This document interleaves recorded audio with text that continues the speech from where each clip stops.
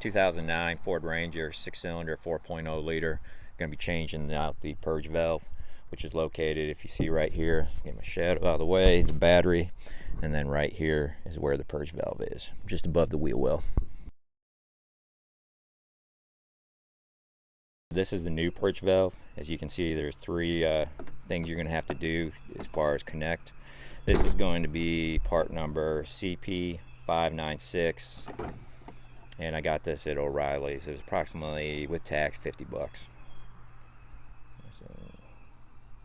What I'm going to do first is unclip the electrical connection, and you should just push down right in here in the middle. And I see how that pushes down. It should come right off. Just below the plug that I just unplugged, we got 2 more to go, and we're going to work on that middle one. There should be a button on the bottom.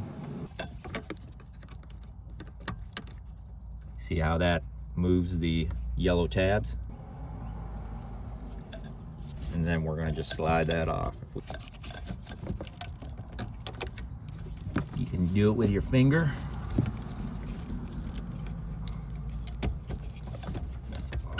Now for the bottom one, there's that white tab right here. I'm just going to push on that.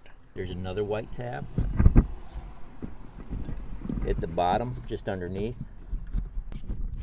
There we go. We're going to just back that off.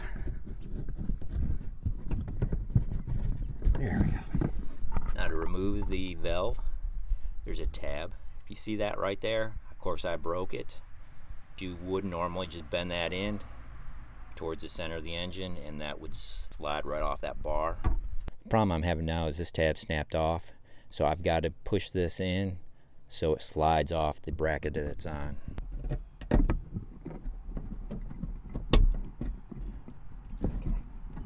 There we go.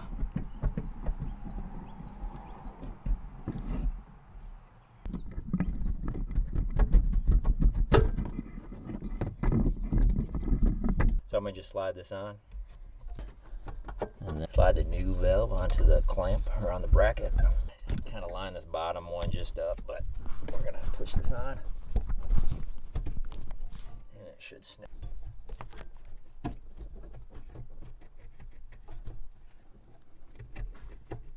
There we go.